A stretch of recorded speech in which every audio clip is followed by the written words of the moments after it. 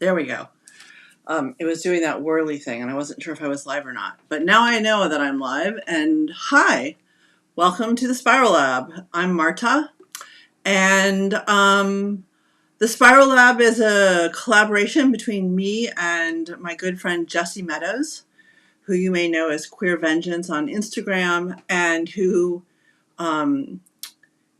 just recently started another collaboration with Aisha Khan to produce a podcast called Disorderland.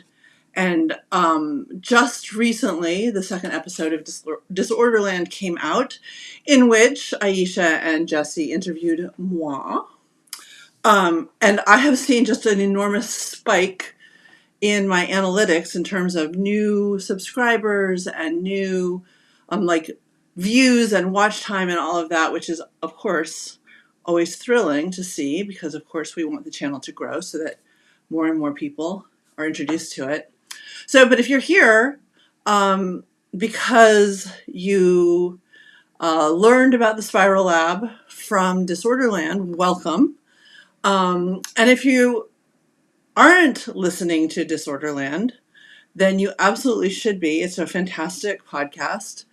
Brand new. There are just 2 episodes right now, so it's easy for you to get caught up.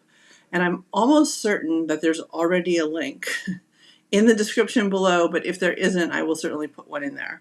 I sometimes forget what I've done.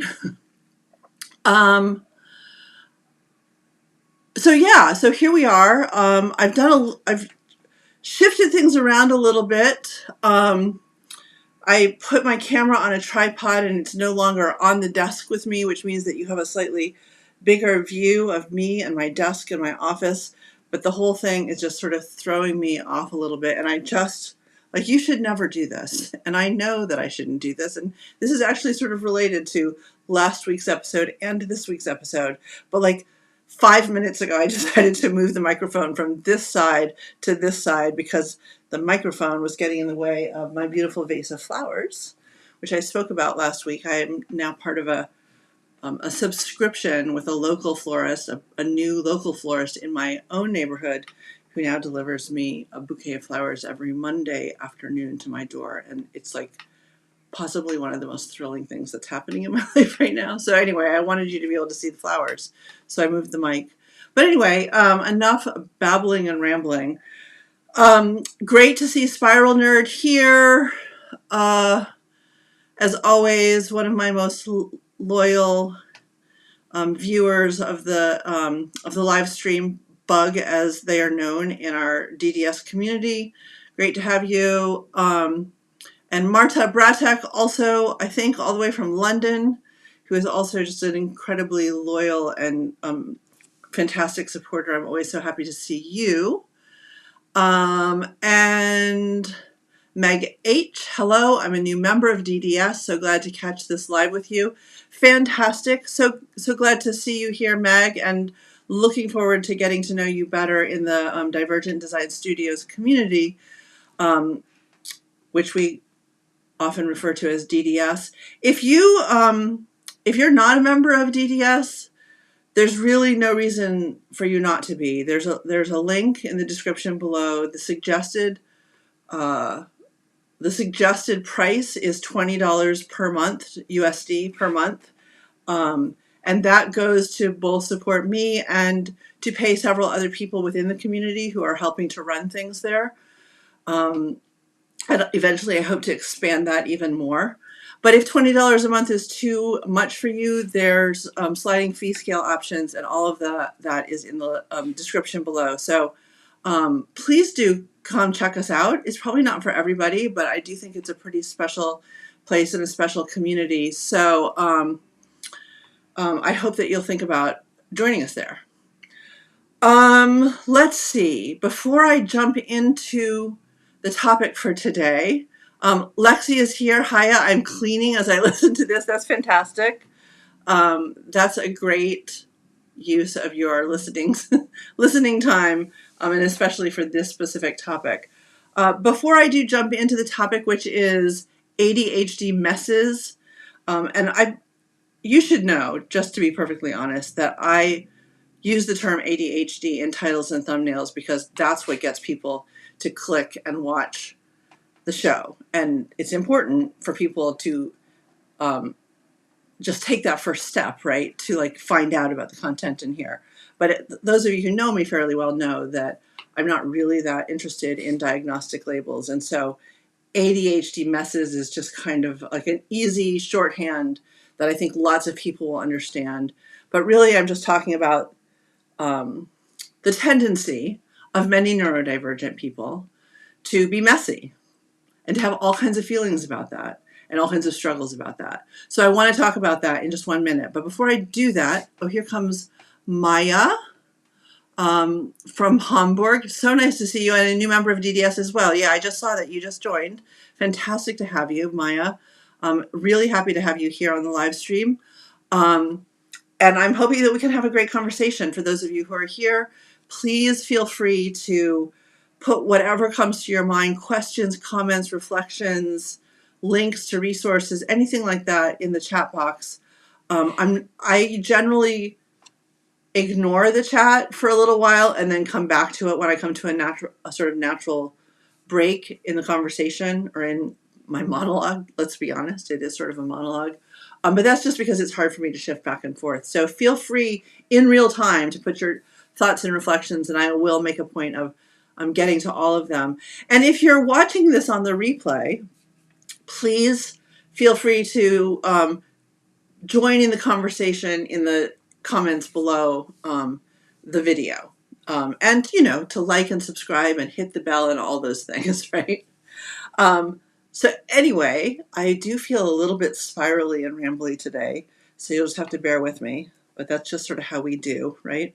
I wanted to really briefly share with you 2 books that I'm reading that just came out that I'm really excited about and that I really want to kind of plug because I just think that they're fantastic. The first is Unmasking Autism, Discovering the New Faces of Neurodiversity by Dr. Devin Price.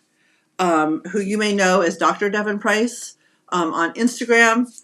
And I have not finished reading this yet, but so far I think it's fantastic. And full disclosure, Devin cites some of my work, especially work around interiors and divergent design. And some of the stuff, I mean, it's related to some of the stuff that we're going to talk about today. But fantastic book, highly recommend that you check that out. And then the second one, which also, full disclosure, cites a little bit of my work. But I'm just so thrilled with both of these books that I want them to do well for the authors, both of whom I adore. This is called 1,000 Ways to Pay Attention, a memoir of coming home to my neurodivergent mind by Rebecca Schiller. It's a beautiful cover. I love the cover of this book. I actually love the cover of Devin's book as well. They're both just really beautiful books. But this book by Rebecca Schiller is by a British woman who lives on what they call a small holding. In the United States, I think we would call it a homestead.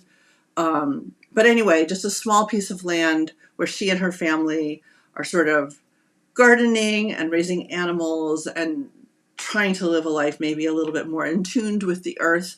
And this is the American version, quite reworked, I think, of her British memoir, which was called Earthed.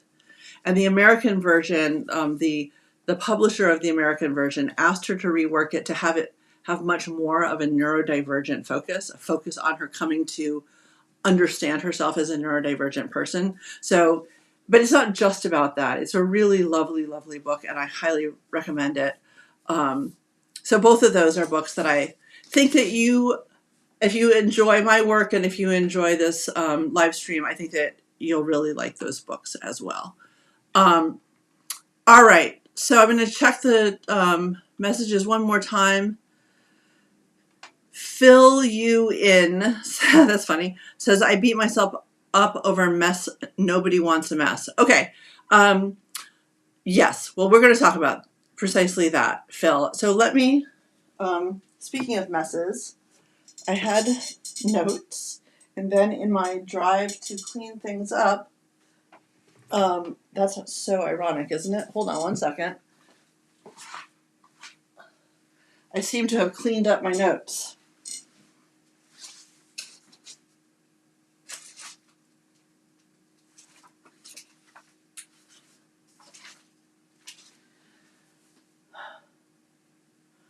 Well, it looks like I'm going to be winging it. It is all pretty much in my mind. Sorry about that. That's um, kind of ironic, isn't it? That that I was tidying up because the camera is new. This is why I shouldn't do things like this at the last minute. Because I put the camera on a tripod, the view of the desk is bigger, and so I was tidying up my desk, and I tidied up my notes, and now I can't find them. And there you have it. So anyway, it's pretty much in my head. Let's just really quickly. ALG says my room has been messy lately, and I feel embarrassed. We're definitely going to talk about that. And I don't want to put words in your mouth, but I think for many of us, it goes even beyond embarrassment, which is one of the emotions that I consider sort of a bearable emotion or experience. And many of us end up feeling shame, which is really an unbearable emotion or experience about our messes. Erica Reyes says, hi, Erica. I believe that you just joined DDS as well. So I'm looking forward to getting to know you a little bit more in the community. All right. So what I want to talk about in terms of messes is first I want to talk about some thoughts that I have about the types of people we are in relationship to our stuff and our messes.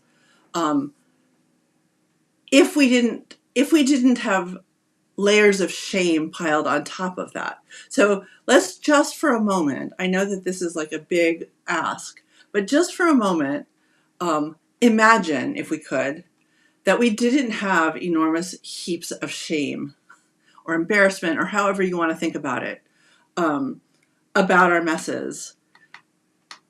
And if we could, from a fairly neutral place, think about our relationship to stuff and mess. Again, just neutrally. And then we're going to talk about the shame and what the layer of shame does. And maybe some of the ways that we can disrupt the shame, and then some of the ways that we can get to a more neutral place of thinking about managing our messes. But I will say right from the start that that there's no silver bullet. I say this like every live stream, right? Like I should just record myself and then play the little recording as the intro. Like there's no,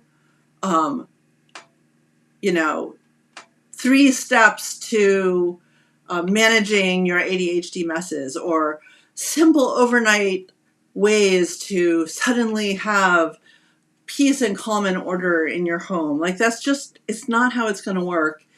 Even if you do the work, right? Even if what some of the things that I say click, and even if you find support and community around working on this, and even if you decide that it's important to you and you commit to it, it's still going to be a process. And in fact, I sort of think of it as all of these things, all of these kinds of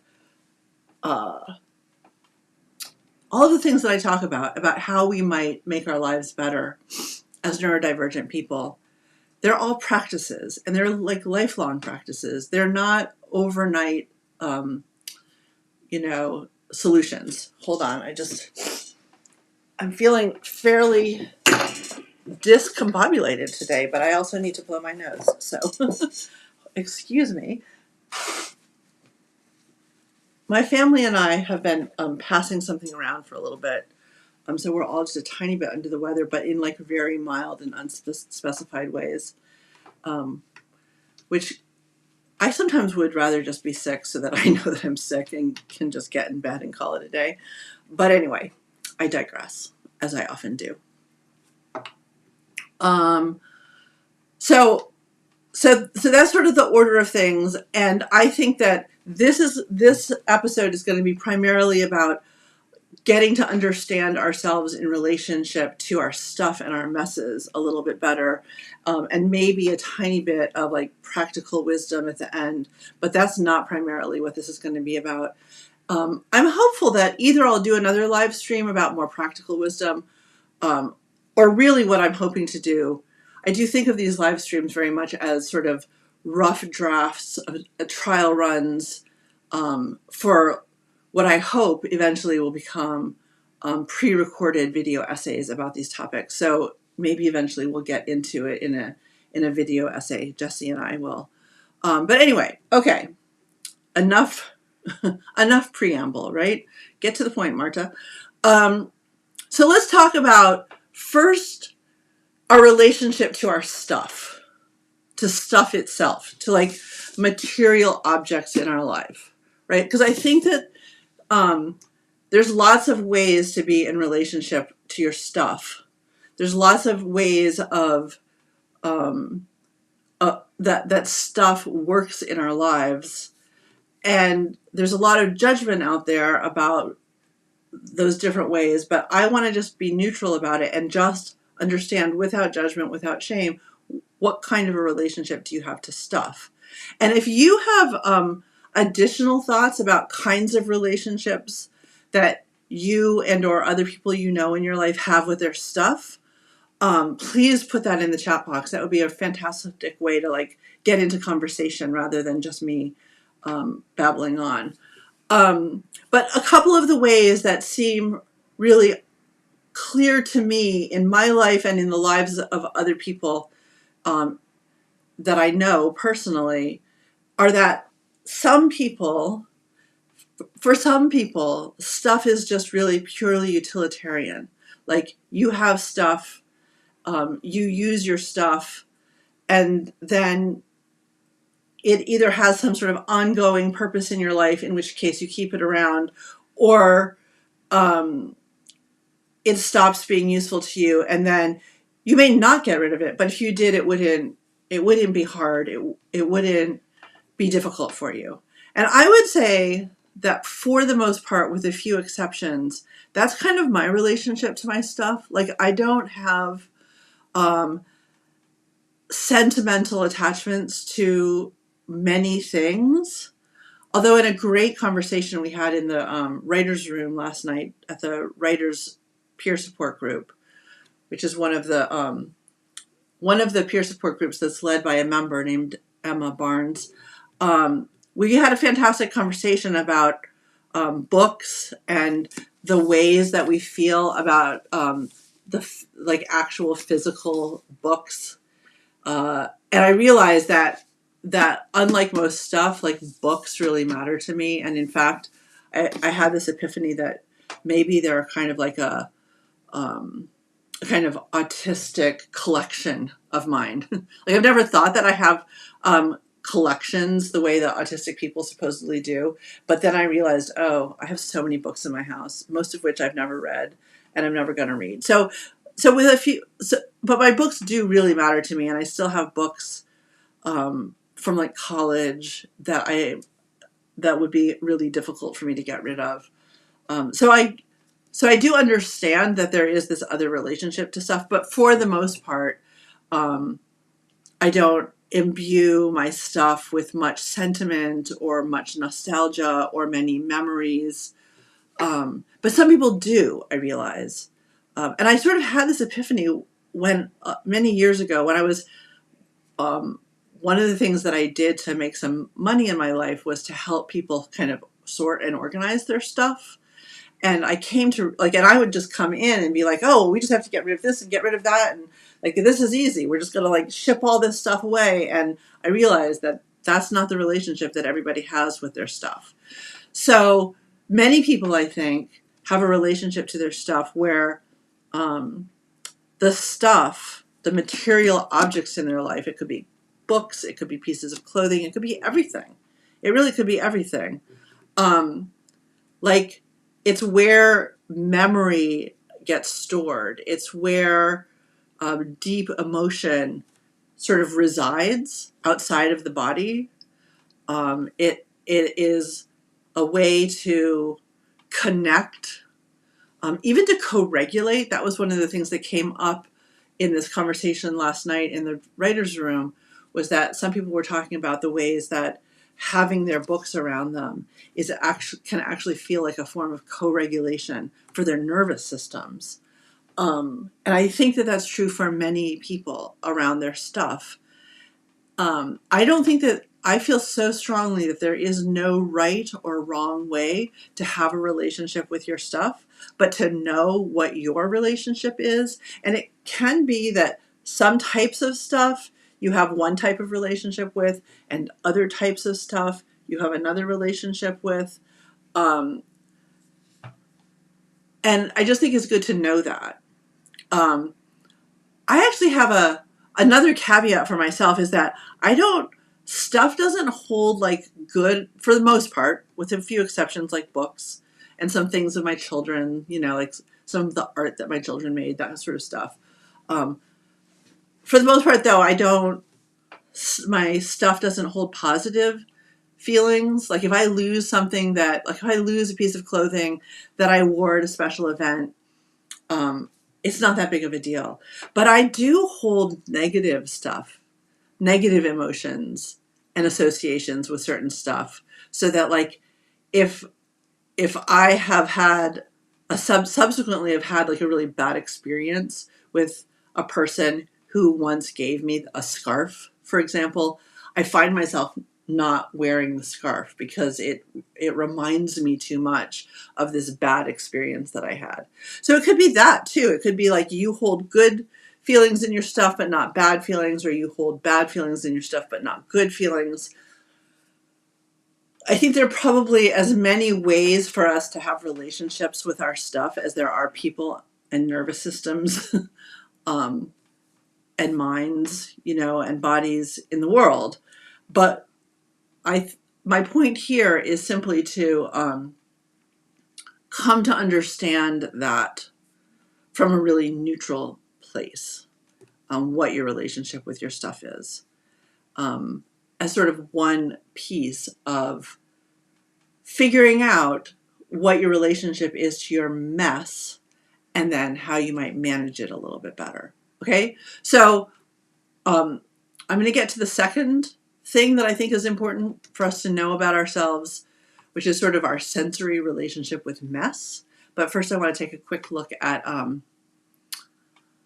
the comments, because there's a whole bunch of them. ALG says, yeah, I would say ashamed also fits. That's in response to my comment that ALG prior to this said that they feel embarrassed. Here we go.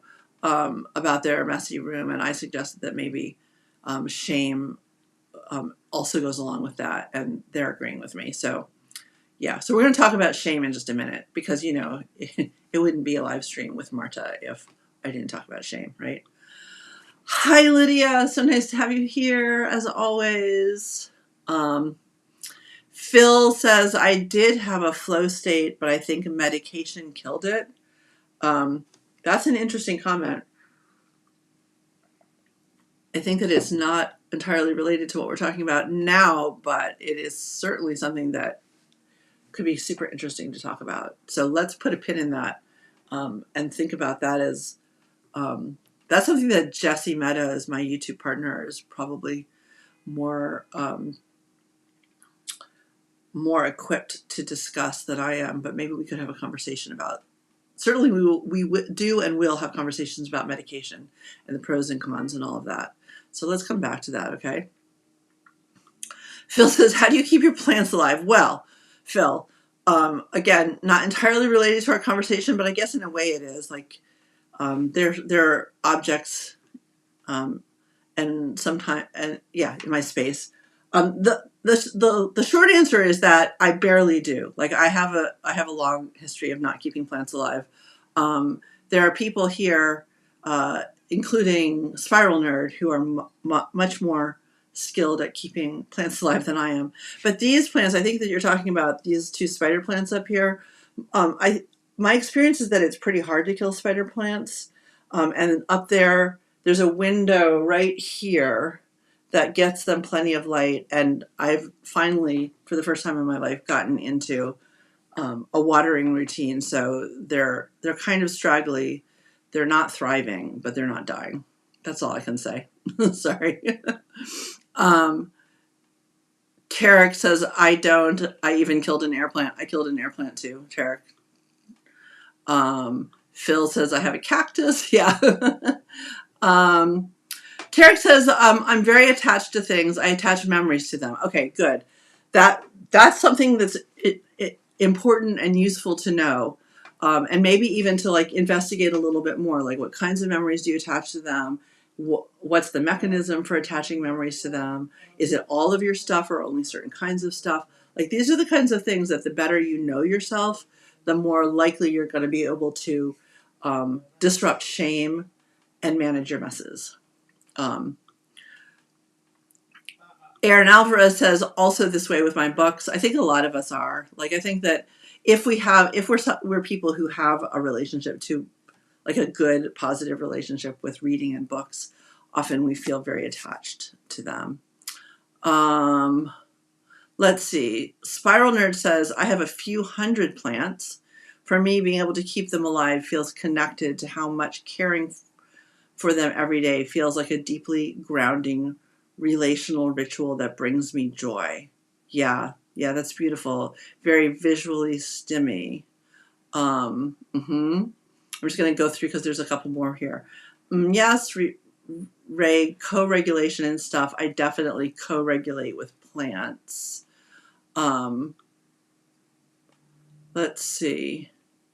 I'm gonna just respond to all of that because I do think that, like, I guess it's interesting. Like this is bringing up for me the possibility that we even categorize stuff differently from other people, and that's fine too. Like we should feel neutral about it, and I suspect that Bug feels the same way as I do, but I was just a little bit surprised because I wouldn't normally think of plants as stuff. I would think of them as like living things. So even though I don't have much of a relationship to my stuff, I do feel pretty bad when a plant dies on account of my negligence. So yeah, like thinking about that, like what constitutes stuff and what is maybe in a different category. Maybe that's another thing that we could do is think about categories of stuff and our relationship to it, right? And then Bug goes on to say, my relationship with stuff also feels interwoven with climate anxiety. I feel that. I tend to get really stressed out about throwing things away because I don't want it to go in a landfill.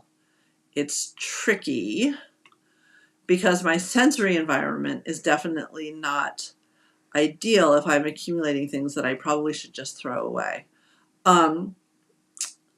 Yeah, and I want to definitely talk about that because I feel that too. I do. But just as you're sort of suggesting there, Bug, I don't think that the solution is necessarily to keep the stuff. I think there have to be other solutions about where the stuff can go, or even ideally, right, prior to the need to get rid of the stuff and figure out how to do that in an environmentally sound way is just kind of figuring out how much stuff do we really need in the first place, which I know that you're in a situation where you're living in a family home and there's probably a lot of accumulated stuff that you didn't choose, and I get all of that. But yeah, let's come right back to that. Erica says, I would love to be a part of that convo about medication. Absolutely. I think that Jesse's in the process of moving and so hasn't been able to be super engaged with the channel, but soon, very soon, we're going to start having some good conversations and we will definitely let you know. Bug goes on to say, but yeah, I tend to skew towards sentimentality, emotional attachment, and overthinking all the possible implications of parting with something. Right. So again, not good or bad, just knowing it is going to be helpful, right? As you come up with strategies for managing it. Tarek says, I've experienced a lot of trauma and loss, so losing things attached to those memories brings complicated feelings. I bet. Like, I think that I can imagine a scenario in which you have bad, where one has, I don't mean you, Tarek, but one has negative attachments to a thing, a material object, and yet it's very difficult to let go of that because maybe we haven't processed through that experience yet. I don't want to psychologize here, but I can imagine there will be lots of reasons why we might feel like that. Yeah, and Ken suggests try to recycle as much as you can, donate if it's in decent shape. And yeah, those are some obvious things about getting rid of stuff, and we'll talk about that a little bit more in a second.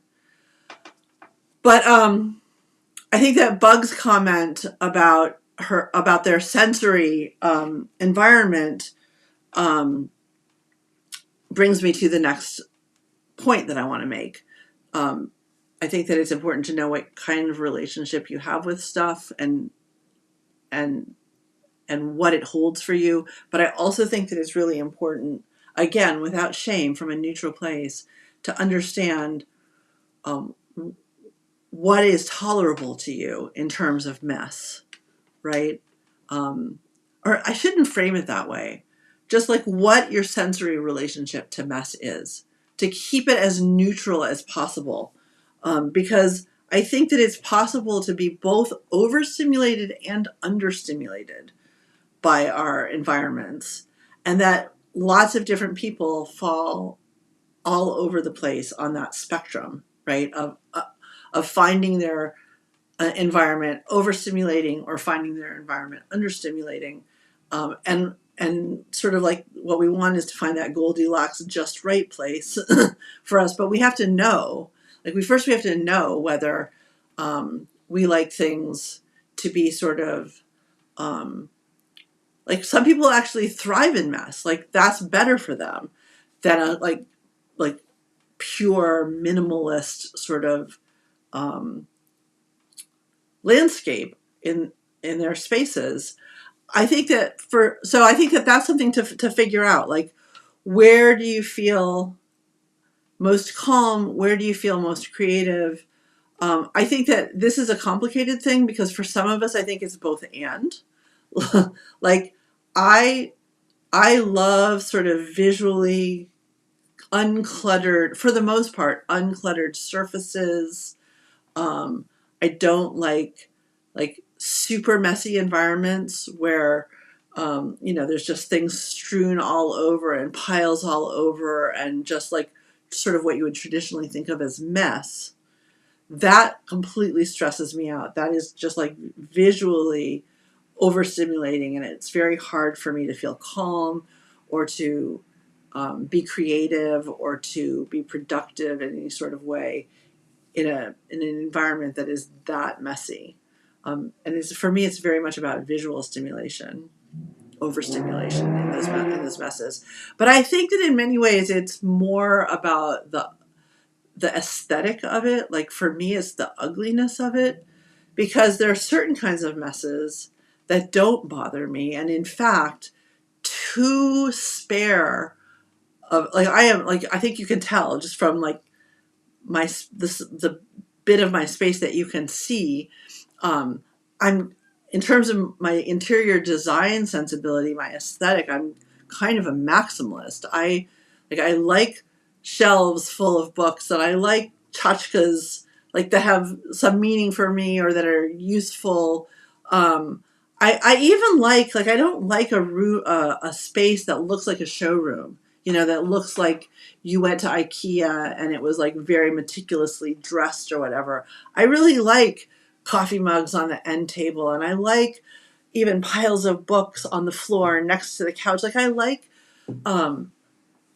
stuff that looks like it has purpose and meaning, and that I like a space that looks like people live there, and that they use it, and that they're not like afraid of actually living in their space. So that actually makes me feel more cozy, like not a throw that's perfectly folded and laid over the back of the couch, but one that's all rumpled up because somebody was just under it. Like I like that. But again, that's just me. I think that, again, it's important to know what what your needs are, what your sort of ideal state is in terms of the degree of clutter or mess or stuff strewn about or stored visually that is ideal for you. So I think that like just figuring this stuff out isn't an overnight thing. This is something that like maybe it would be useful to do a workshop on it where we could do some like I think that these would be questions that might be really useful for you in your own private time to journal about or to draw if you're an artist, or to collage, to just come up with like written and or visual representations of what really appeals to you, what naturally feels good to you, um, about the way that you're in your space. I think that there are some people who, if a space is too clean and too uncluttered, they can't be creative. They can't be calm. Like I know that I'm really intrigued by artists and their studios, and so I like often will like look up online photographs of artists' studios, and maybe maybe some of these messy studios plagued the artists. I don't know, and they wished that they were tidier. But I suspect, especially for the artists who are pretty highly successful, that like the mess in their studio was actually the environment in which they worked at their best.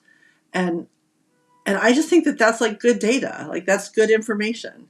Um, and if that's who you are, then well, shoot, you're lucky because all you have to do is, is learn how to disrupt the shame around it, but you don't actually have to manage the mess because the mess is your ideal situation. I wish that that were the case for me. I wish that I didn't need to spend time managing my physical environment. It'd be easier, wouldn't it? If I didn't need to do that.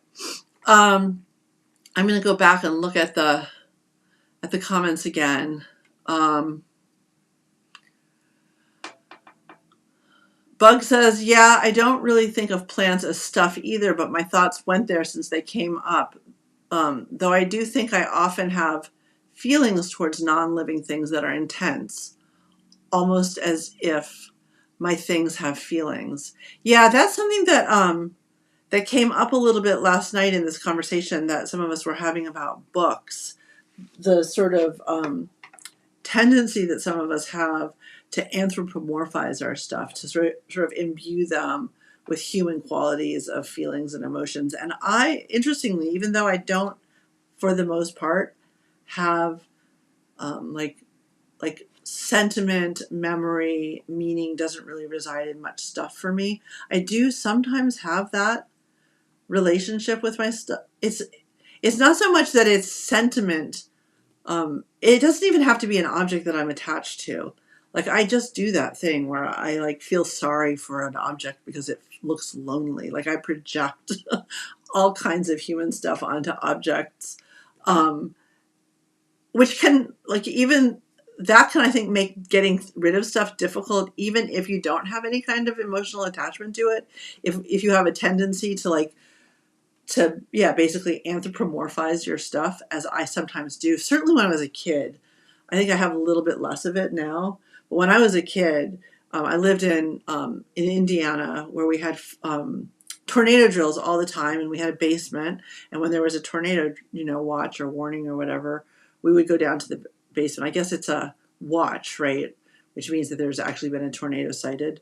And we would go down to the basement, and I would be like throwing all of my stuffed animals into a big plastic garbage bag because it just felt so it wasn't so much about losing them, it was about how scared they would be and how lonely they would be and how lost they would be if I didn't take them downstairs to the basement with me. So I definitely have those memories of that kind of a relationship with my stuff. And I'm not saying that I've outgrown it. I think that I've learned to maybe manage it a little bit, but I do think it's a tendency that many of us have. It's like a hyper empathy almost, right? That we extend even to inanimate objects. But yeah, I feel you. Bug goes on to say, yes, I was looking through my Pinterest boards, confused about whether I'm a minimalist or maximalist, and determined I like lots of visually interesting things that are very well organized and displayed in visually satisfying ways. Yes, that says very succinctly exactly my own aesthetic. Like, I love visual stimulation, but I also like it to be arranged in visually satisfying ways and not to be too cluttered up with other kinds of messes. Although, again, I'm always suspicious if I go into a home and there's literally never like a pen lying on an end table or a coffee mug, a dirty coffee mug, next to the couch, or a stack of books anywhere, or a rumpled blanket. Like, that just feels a little bit suspicious to me. Like, does anybody really live here? But beyond that, I agree. Visually stimulating, but also kind of neat and nicely arranged is my ideal as well. Let's see. Kent says, I shift from living in a mess, not cleaning for weeks, not motivated at all, to waking up one morning and I got nuts cleaning till midnight. I have a hard time doing a little bit of cleanup every day. Yeah, I want to talk about that as well. Uh, I think that I have shifted a little bit to a more regular sort of cleanup style, but I'm actually having questions about whether it's ideal for me. So I'll talk about that in a minute. Spiral Nerd says, and I'm not very good at keeping things organized in very visually satisfying ways. Yeah, that's something that I also struggle with, like keeping it there, like keeping it that way, right? And then says, LOL, yes, I get so sad about objects that I think must be lonely. I just went and put my cat stuffed animal, cat unicorn friend in a comfier spot because they look sad and lonely. I feel that so much, Bug. I do think that this is, like, it's so ironic to me that that one of the stereotypes about neurodivergence is that we lack empathy, because it seems to me that we actually suffer from a kind of hyper empathy. Often, many of us, not all of us, but many of us do, and that can even extend to inanimate objects. Or maybe we're just like so damaged that we're projecting all of our own stuff. Like, I do feel like loneliness is like the most searing, one of the most sort of searing traumas in my own life, and so I am incredibly moved by loneliness, and I probably do project it on objects and other people in ways that maybe aren't the most healthy, but whatever. Now I'm getting into like armchair psychologizing, and I'm going to stop doing that.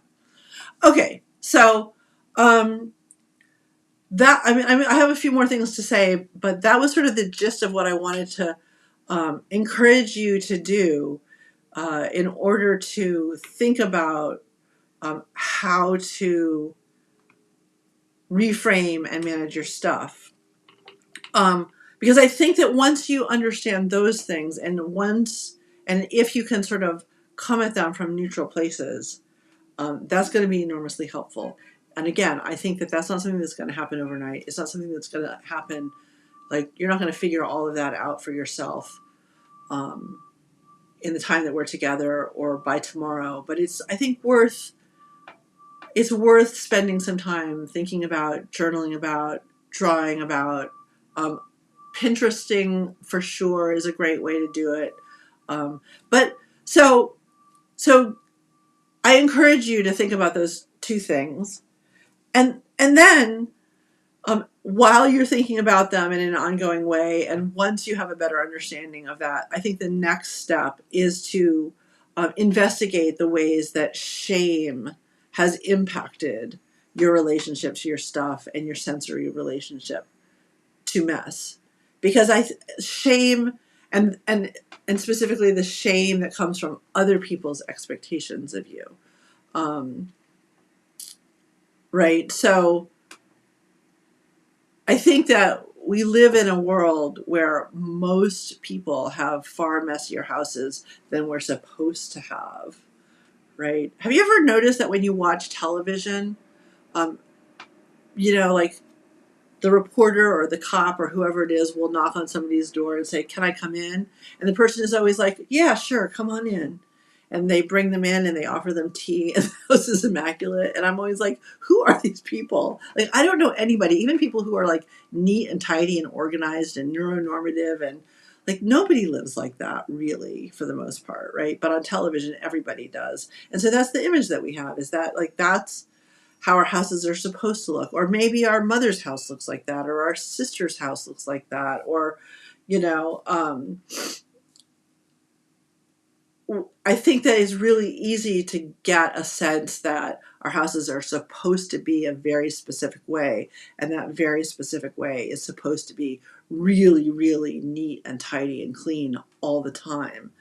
Um, and so I think that regardless of what our ideal is or what our relationship to our stuff and our messes are and our sensory needs are, there's almost certainly going to be a layer of shame around it. Even if you're somebody who has a sensory need for like extreme minimalism, and um and I'm realizing that I just did that because when I said I'm suspicious of people's houses where it doesn't look like anybody lives there, like that was actually, I'm just realizing that was actually a shaming thing for me to say for somebody for whom that's their ideal way to live, right? Like some people really do need everything to be very, very neat and tidy all the time. And that's just like a neutral fact in their lives. And then here I come judging them for it. So it just feels to me like, and I apologize for that. It just happens. Like that shame gets piled on us from all different directions all the time.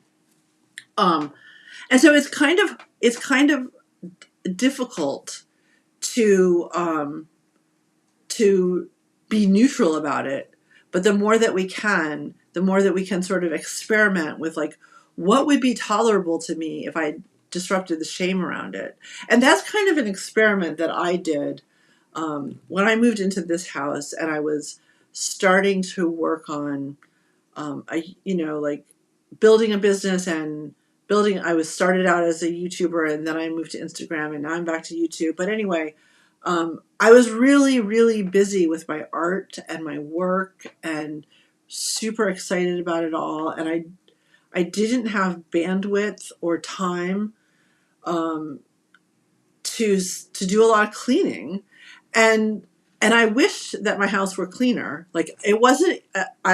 I didn't have an ideal situation in terms of the cleanliness of my house, in terms of my own sensory needs, but I just decided to put that on hold and to indulge my my need to make stuff, my need to be creative, my need to express myself artistically, because it really did feel like the two were largely incompatible.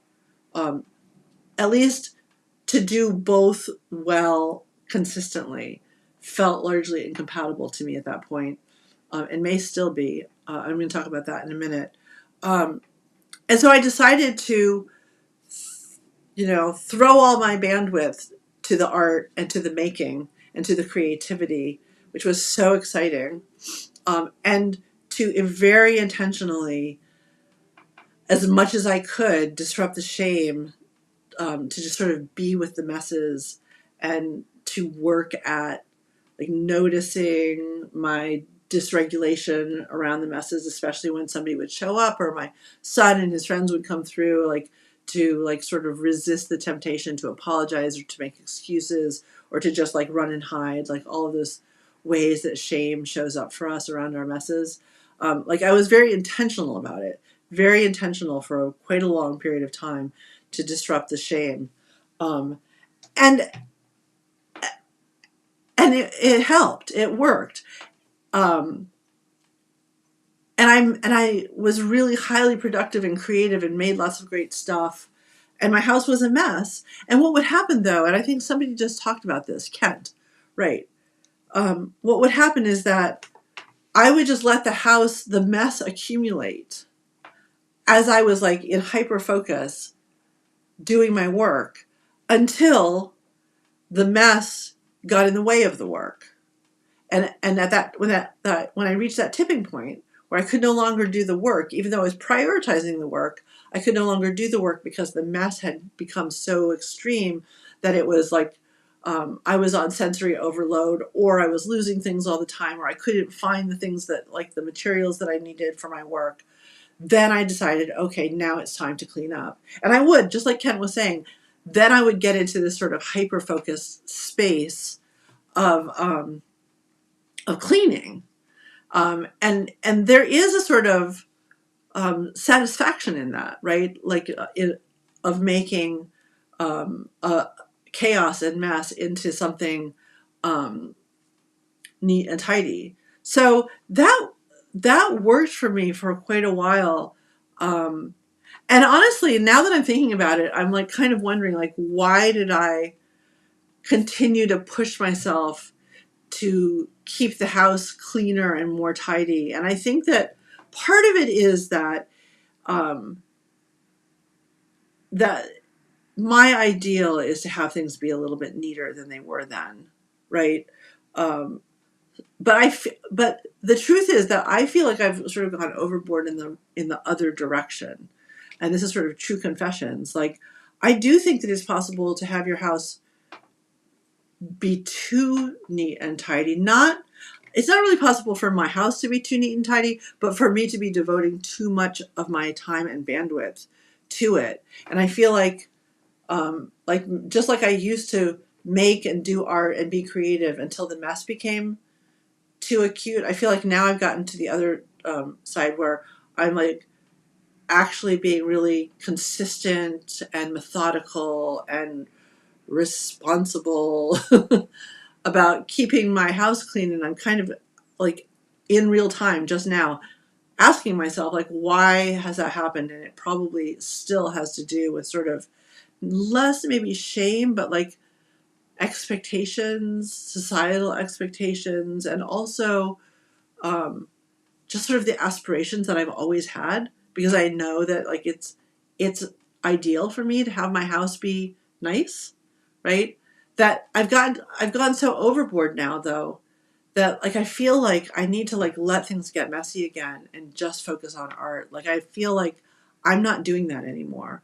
I'm not giving myself days at a stretch where I literally don't think about tidying or cleaning, and I just throw myself into making.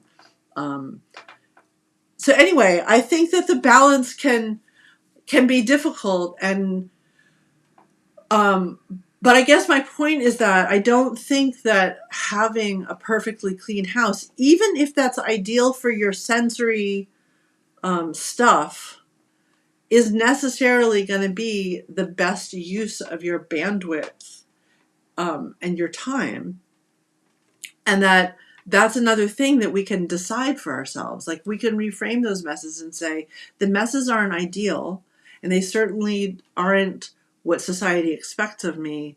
And in my perfect world where somebody following behind me and tidying up and not requiring me to expend any bandwidth, I would like to live in a house that's this tidy.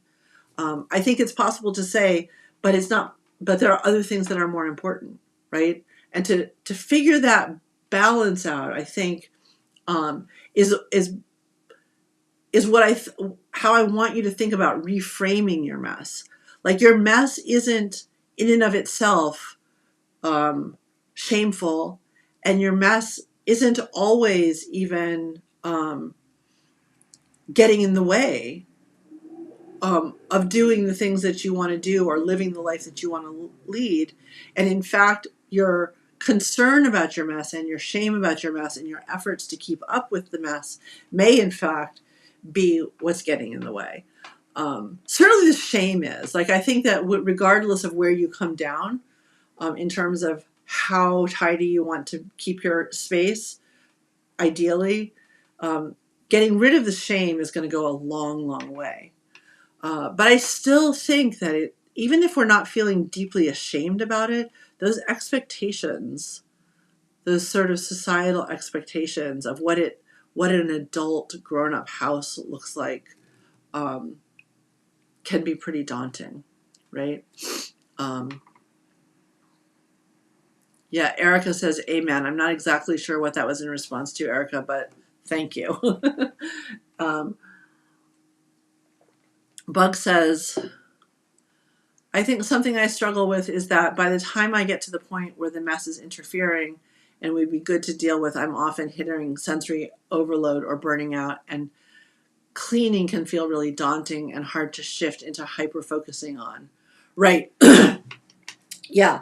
I mean, I will say that this is sort of a very new thought that I'm having about my own relationship to mess versus cleanliness, which is that maybe I've gone overboard in the other direction. I will say, on the whole, my life is better when the house isn't quite so messy, right? When it doesn't get, like, I think the ideal is to start to be able to notice. I think you said, let's see what you said.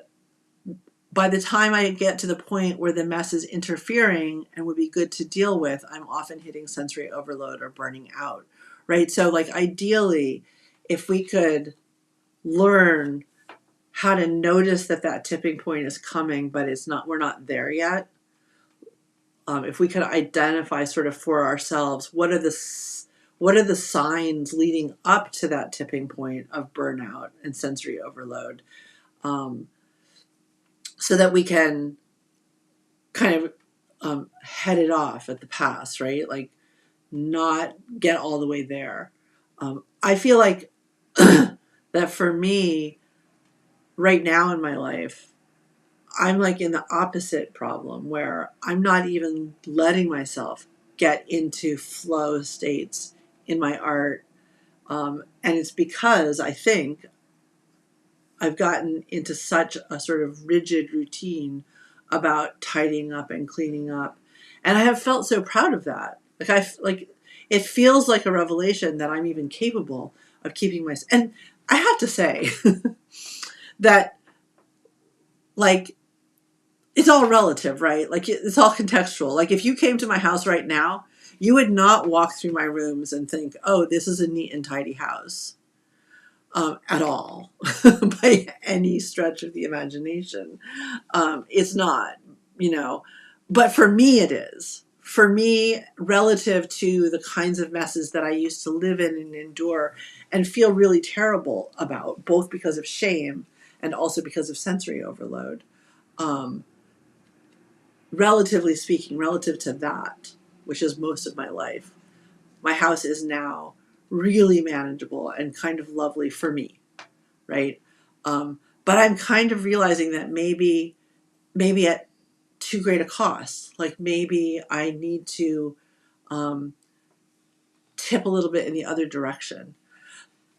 Which is all just to say that I think that that there isn't really such a thing as an objective mess. I guess that's like the title of this episode is reframing ADHD mess, and that's sort of what I want to leave you with, is just the notion that the whole concept of mess is really a construct, and it's a construct that is imposed on us by societal expectations, and by our families of origin, and by all sorts of things, right? But there is no such thing as objectively too messy or too clean or any of the rest of it. There is really just, what do we need as human beings, as creative people, as makers and doers, as nervous systems and bodies and minds? Like, what do we need? And I think that before we can even get to figuring out how to get to what we need, is just knowing what it is without that whole overlay of shame and expectation. So, yeah, I would love to talk more about some of the sort of practical ways. I did have in my notes some thoughts about that, but of course I still can't find my notes. And that's the stuff that doesn't come as naturally to me, so the practical stuff. So I'm not going to be able to pull that up the way I was able to pull the whole rest of it up. um, but I should say that this is a conversation that is sort of ongoing, and in fact was inspired very much. Oh, I'm remembering a couple of them. Was inspired very much by some peer support group conversations that we've had in Divergent Design Studios recently about this and related topics. Um, and okay, so here's just a couple of sort of practical tips that have been helpful to me and that came up in these conversations that we were having in DDS recently. Once you come to a sort of an understanding of what is actually a mess for you, and what and how you would like to manage that, then figuring out how to implement that into your life is like the next step, right? So among a couple of the things that we talked about in DDS were sort of trying to reframe the work of cleaning as less about chores and work and burden and drudgery, but to instead, and this is related to last week's episode about slowing down, to kind of slow down and give ourselves over to the potential, anyway, loveliness of making calm out of chaos, right? I think that housework, any kind of manual work, which is what housework is, manual work, right? Any sort of work that involves primarily our bodies can be very contemplative, can almost be a spiritual practice. And if you're able to kind of reframe your relationship to housekeeping chores in that way, I think that that can be helpful to managing the mess. And in fact, one of the things that's been really helpful to me is to not set it aside. I used to think,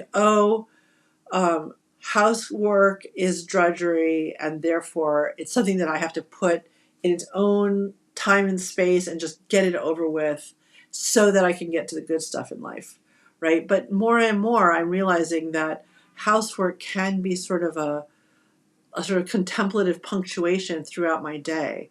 Like when I need a little bit of a rest from whatever I'm doing, actually hanging a load of laundry or sweeping the steps can offer that if I reframe it not as work or drudgery, but just as a kind of slow contemplative practice. So that's been something that's been really helpful to me.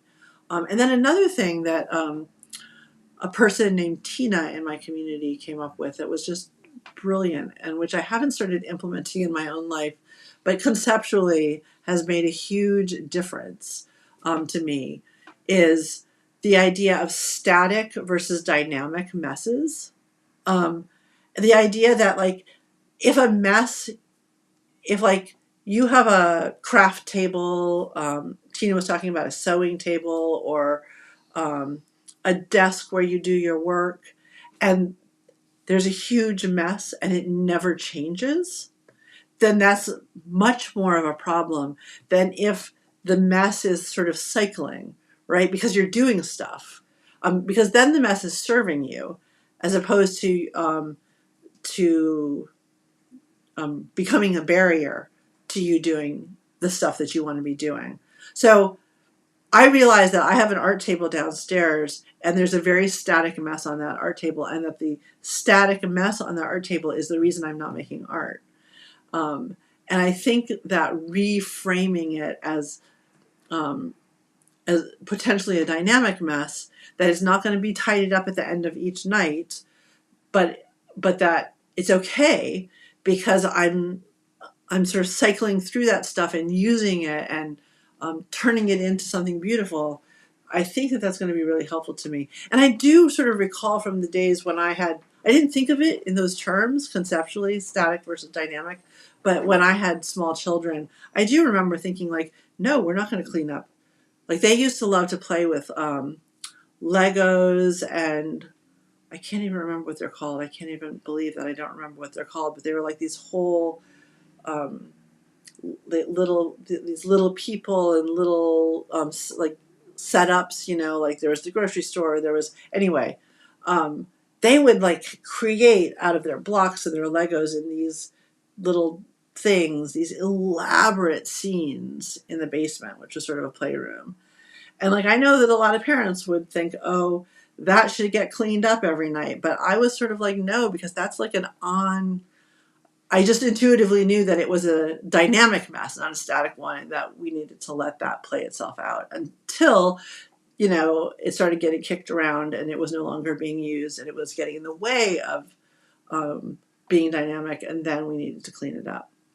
So those are a couple of the things that have come to my mind about once you have a better understanding of yourself and your relationship to your mess and your stuff and your needs around your mess and your stuff, how to practically implement some of this stuff. But really, the practical stuff could be a whole separate episode. But I always believe that any kinds of practical tips are only going to be useful if you first are working at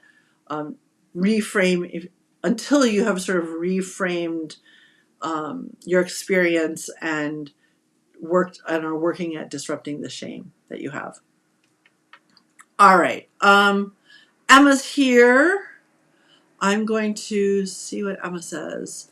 My ADHD. Let's conquer this mess in a fell swoop. My autism. I can't decide which part of the best to begin with, so I'll sit here spiraling in shame about that. My ADHD shame is defeated. My autistic inertia shame is not. Yeah. I used to say, I think that this is also like an ADHD autism thing. I used to say that I had such admiration for people who cared about having a tidy home and did it and kept their home tidy and maintained that loveliness. And I also equally admired people who didn't care, who weren't bothered by messes and allowed themselves to be messy. And I felt like, for me, I had the worst of both worlds, where I cared about having a tidy home. Like it would have been better for me in terms of my own sensory needs. And also I had a lot of shame about the mess. But I felt like I had no capacity whatsoever to actually keep it clean. And that feels like sort of like the autistic part of me really wanted a nice tidy home. And the ADHD part of me was like, no, that's never going to happen. You don't get that. And it felt like the worst of both worlds. But yeah, I do think that there's lots of, like I said, lots of practical ways to start thinking about this. But first, just know who you are, know what your relationship to your stuff is, know what your relationship to your mess is, and try to come up with an idea of what would be ideal. And it may not be a static ideal. It may be sort of a balancing act, an ongoing balancing act, which more and more I'm thinking is really the stuff of life, right? Is not this sort of static, steady state, but we were talking about this too in a peer support group recently about homeostasis is like the biological concept of homeostasis is all about falling out of balance and then getting back in balance and then falling out of balance. Like it's like this sort of very rhythmic kind of not straight line, not walking a tightrope. It's much more like swoopy and swayy and kind of sexy and dancey, right? Like that's actually how biological organisms work. And I think that that's the ideal that more and more I'm striving for in my own life, is not this like static tightrope rigid sense of balance, but rather just like noticing when I start to fall out of balance too far, and without shame, without judgment, just sort of figuring out how to get myself back into more balance so that I can fall out of balance in the other direction and just keep going on like that. So yeah, so let's talk again at some point about some of the more practical tips about how to get yourself out of how, like, once you know yourself better, once you know from a neutral place what would actually be ideal for you, how to not achieve it perfectly, but how to like achieve it in this kind of like nuanced swingy sway kind of balanced way, right? Yeah, several of you are are resonating. I think that these are responses to my I care about the house being a mess, but I have no capacity to keep it clean. Ken says, yep, that's me. Tarek says, that's exactly where I'm stuck right now. And Bug says, haha, relatable. I often joke about the ADHD and autism fist fighting in my brain about cleaning. Yeah, absolutely.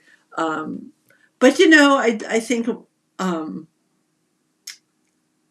I think that the bottom line with all of this, whether it's about messiness or anything else, is that what we have to figure out is um, who we are, like what our needs are, and they're complicated and they're nuanced. And, like we can label it like this is the ADHD part of me and this is the autism part of me. But the truth is that we are just complicated human beings, and every human being is a complicated human being. Like even um, I'm trying not to use the word neurotypical, neuronormative people are complicated human beings who also struggle with maybe not mess so much, but like finding balance in the meaning and the mundane of their lives. Like these these are there are ways that our neurodivergence complicates these things for sure, but I also think that we should resist the temptation to take ourselves out of the family of human experience when we think about these things in our lives and talk about them. Because the truth is that being a human being is just complicated and it's nuanced and it's hard.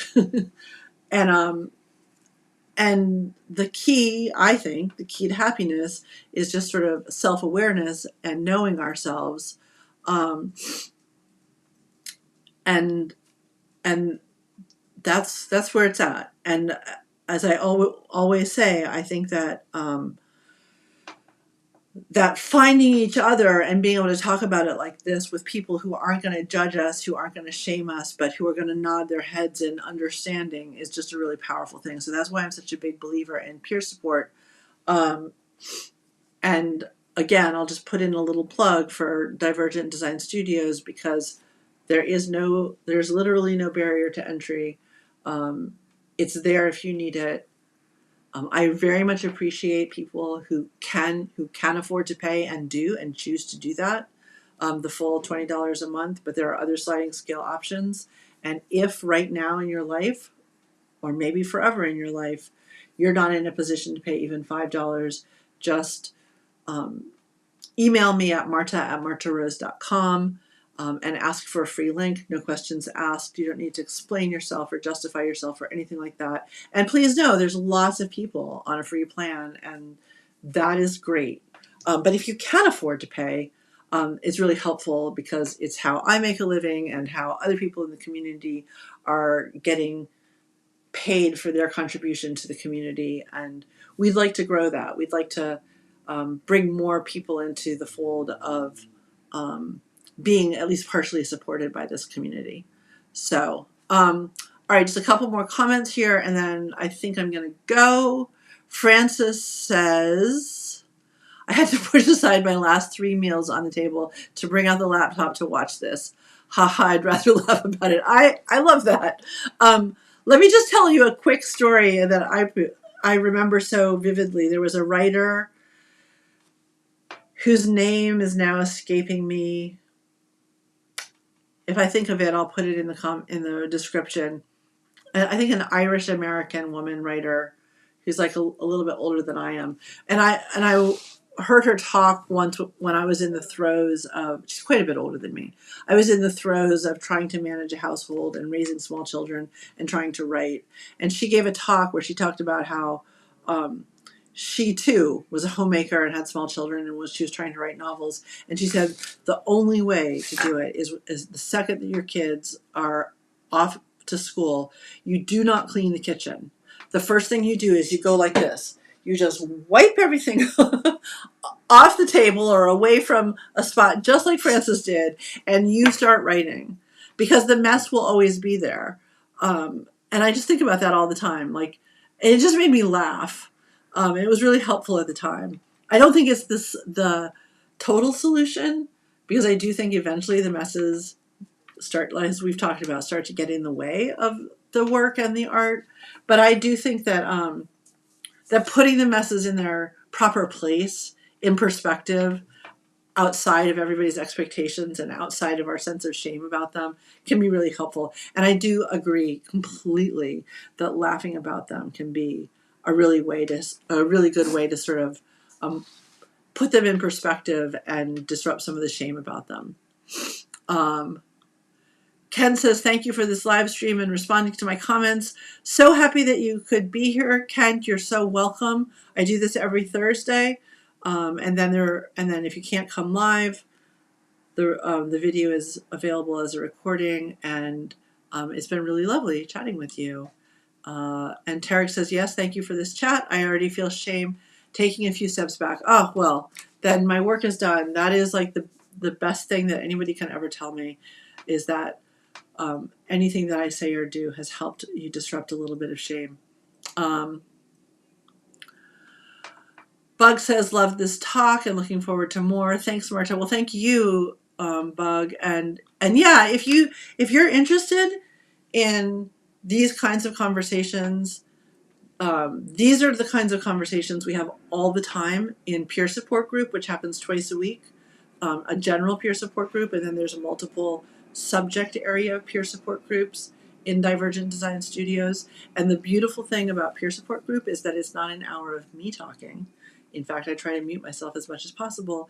It's an hour of the entire community saying the most beautiful, amazing, insightful, supportive, thoughtful things, and people being vulnerable and sharing, and then the sort of nodding heads and the reflecting back, the mirroring, all of that like is so good for disrupting shame. So again, I invite you to come give us a try. It's not for everybody, but it might be for you, and we'd love to have you.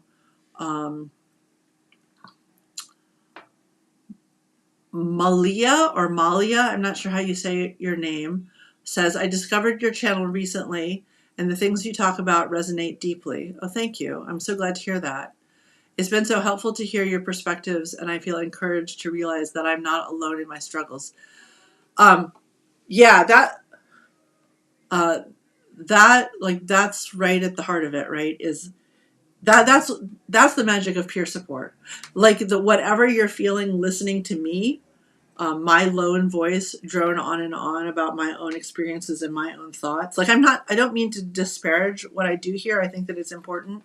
And I feel good about it, and I like my own work, and I've never felt so satisfied and fulfilled and proud of the work that I do, other than maybe like raising my children. But this isn't enough. Like, the little bit of like kind of feeling of a new perspective, and feeling seen, and feeling having yourself reflected back in new and less shameful ways. Like, whatever you're feeling of that here in the chat, in this live stream, it's like exponentially more when you're in a room. I mean, it's virtual, Divergent Design Studios, or any kind of, it doesn't have to be Divergent Design Studios, but find some people, find some peer support, because it's just going to be a magical revelation, and it's going to change your life. Like, it has changed my life. It has been life-changing for many of the people in the community. And I know that there are lots of other places. There are lots of other online communities on Mighty Networks, and chat rooms and Discord servers. Like, it's Divergent Design Studios is by far not the only one. It's just the one that I happen to know, right? But find some peer support. Find your people, because it will make such a big difference for sure. Francis says, thank you for your insight. You're very welcome. Thank you for being here, Francis. And whenever you get to those dishes, they'll still be there. The mess will be there when it's time to work on it. All right. Thank you all, and I hope to see some of you in the community soon and get to know you better there. And I am working on a video essay, and I know that Jessie is working on some video essays. Everything takes a really long time. It's just the way of things, right? Like spiral time, slowing down to get things done. All the things that I preach on this live stream are happening in our very own lives. But there is, I guess the bottom line is that there is some exciting stuff coming up. I'm hoping to interview both. I talked at the beginning about these two fantastic books, Unmasking Autism by Devin Price and 1,000 Ways to Pay Attention by Rebecca Schiller, both recently out. A memoir and a sort of, I don't even know what you, like not exactly self-help, but like insight into being autistic and unmasking as an autistic person.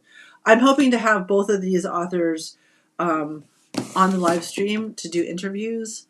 And I have a whole list of other people that I want to interview. So there's lots more stuff coming up. Anyway, thanks for being here, and I look forward to seeing you around. All right, bye.